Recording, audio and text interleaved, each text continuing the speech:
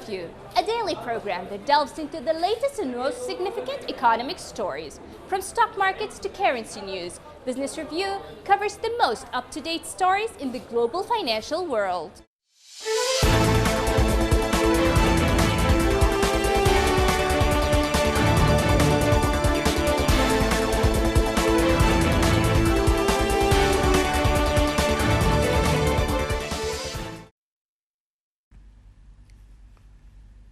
Protesters in Vienna and Munich marched the annual May Day demonstrations in a different way to previous years due to the coronavirus.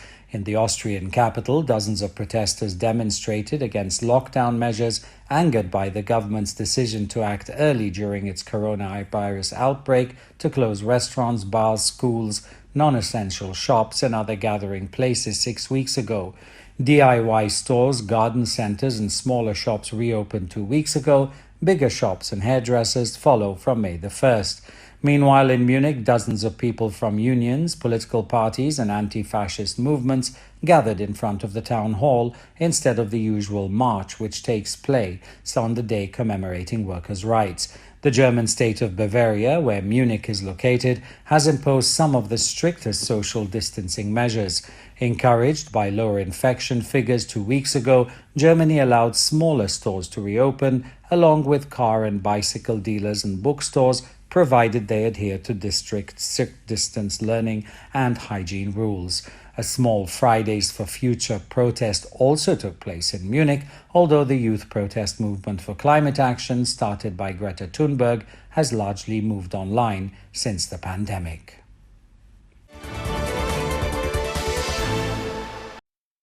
India is likely to ease its restrictions amid the COVID-19 pandemic as the second phase of national lockdown is expected to expire. India has imposed 2 rounds of nationwide lockdown to fight against the outbreak.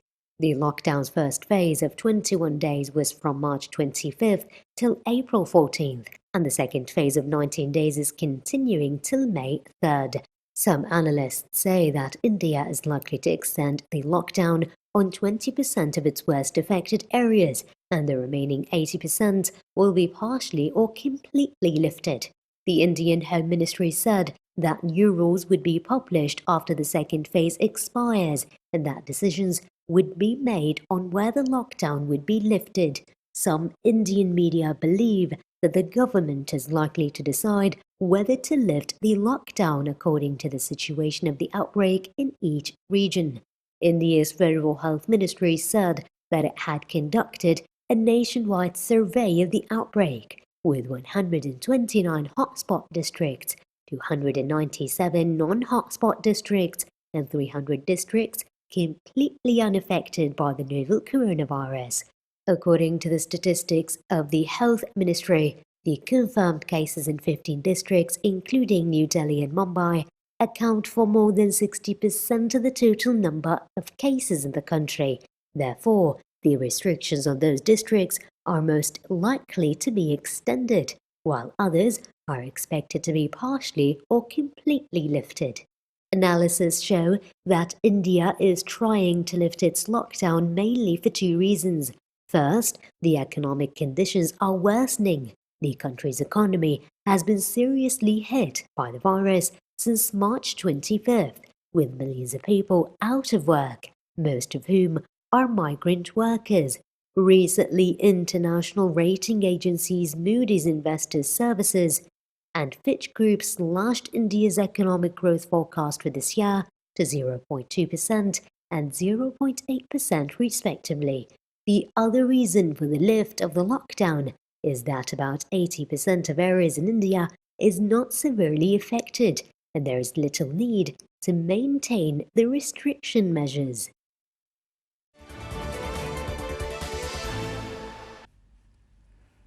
Residents in the Swiss city of Zurich took to the streets and their balconies to protest for better wage protection during the coronavirus crisis. Makeshift drums were banged and other musical instruments played as workers marked May Day. Protesters say that more needs to be done to protect workers who face economic uncertainty as a result of the lockdown. Although the government have stepped in to offer some support, The president of the Swiss Trade Union Federation says more needed to be done. Switzerland had reportedly nearly 30,000 cases of COVID-19 and more than 1,350 deaths, but caseloads are easing and some cities have begun to relax measures which were never as strict as in neighboring France or Italy to begin with.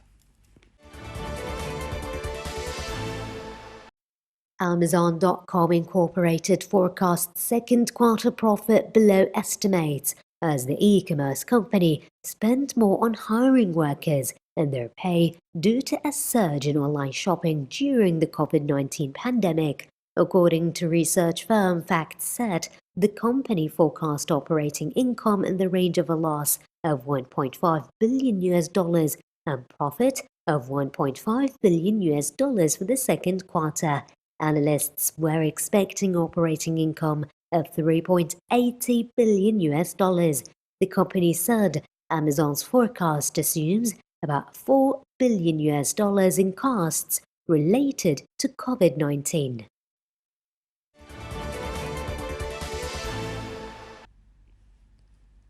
Mexico's foreign minister said the Mexican health authorities will be the ultimate arbiters of when the economy reopens, responding to pressure from U.S. lawmakers to increase bilateral coordination on synchronizing key supply chains.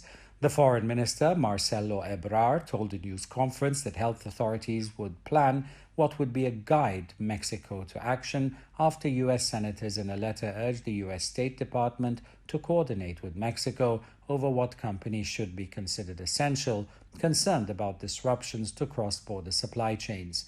Ebrard said the letter was not a bilateral issue, describing it as a domestic U.S. matter, and noted Mexico had exemplary communication with U.S. authorities. With North American economies tightly integrated, an extended shutdown in Mexico would crimp the ability of U.S. factories to reopen. Mexico is drawing up a calendar to permit automakers and their suppliers to return to work in time for the reopening of the U.S. auto industry, which come after May the 4th.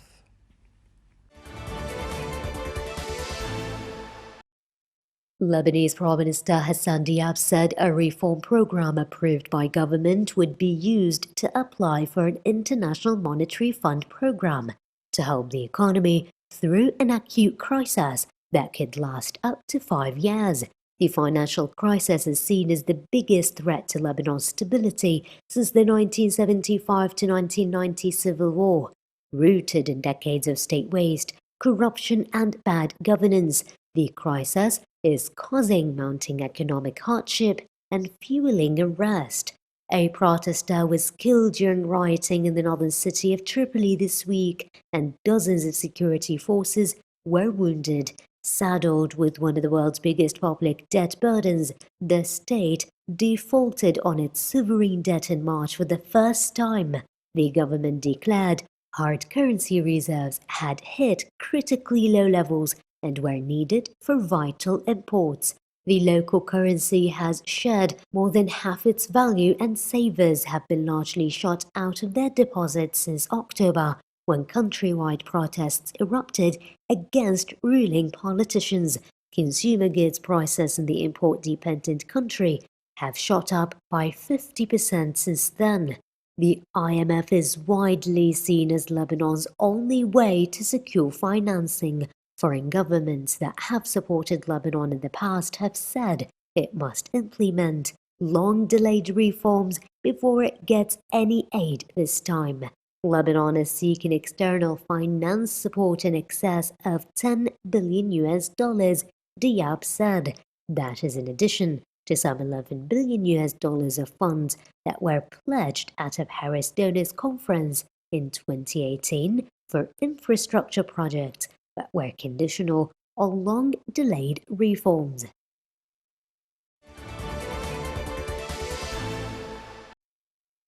Four days before Italy begins to gradually lift strict lockdown restrictions, people across the country are increasingly frustrated by the social and economic problems that 2 months of quarantine has brought.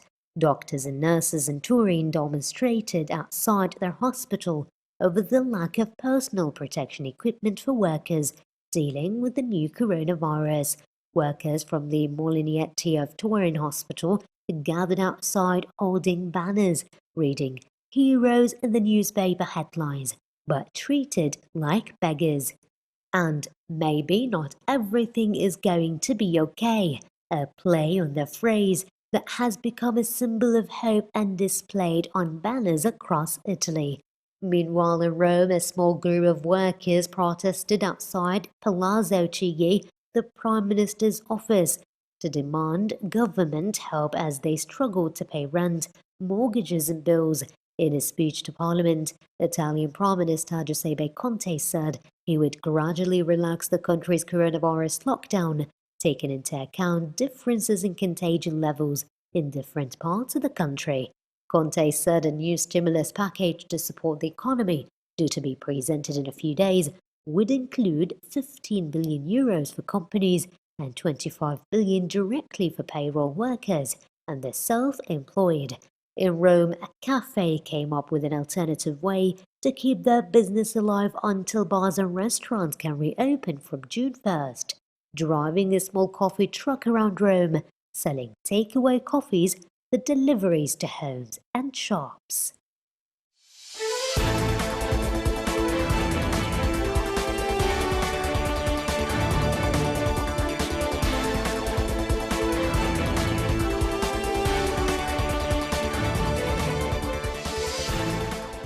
This has been Business Review, your daily source for the most critical stories in the financial world. Tune in next time for the latest financial news impacting the world economy.